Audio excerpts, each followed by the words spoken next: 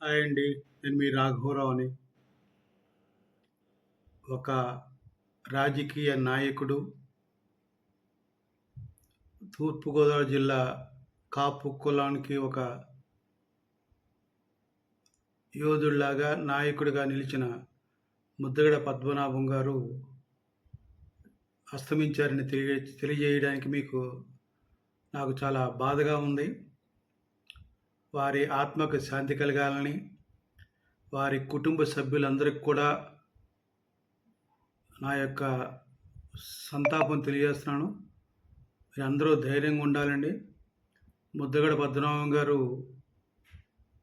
రాజకీయంగా ఆ ప్రతిపాడు నియోజకవర్గానికి కావచ్చు, తూర్పుగోదావరి జిల్లా కావచ్చు, ఆ ప్రాంతానికి మాత్రం సేవలు చేశారు. కానీ కాంగ్రెస్ పార్టీకే ఆయన సేవలు ఎక్కువగా వినియోగించారండి. ఆయన ఇండిపెండెంట్గా పోటీ చేసి గెలిచినా, లేకపోతే తెలుగుదేశం పార్టీలో కొంతకాలమే పనిచేశారు. ఎన్టీ రామారావు గారు మంత్రివర్గంలో, తర్వాత చంద్రబాబు నాయుడు దగ్గర కొంతకాలం ఉన్నారు. కానీ ఎక్కువ తన యొక్క శక్తియుక్తుల్ని మొత్తం అంతా రాజశేఖర రెడ్డికి ధారపోసి కాపుల్ని అప్పనంగా దోచిపెట్టాడండి. నాకు ముద్రగభద్రం చాలా కాలం తెలుసు. ఎందుకంటే నా వయసు కూడా 68 సంవత్సరాలు. నేను గమనిస్తున్నాను.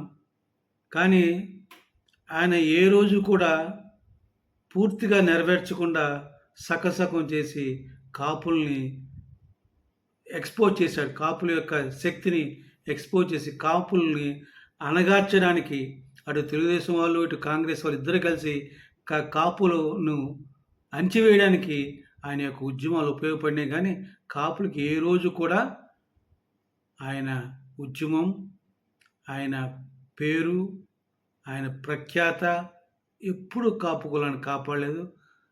కాపులు పైకి రాలేదండి. ఈ సందర్భంగా మాట్లాడడం తప్పు. కానీ చాలామంది టీవీలో వస్తుంటాయి కదా, చాలామంది తెలియదు. కానీ ఇది అప్రస్తుతం, కానీ ఇది వాస్తవం.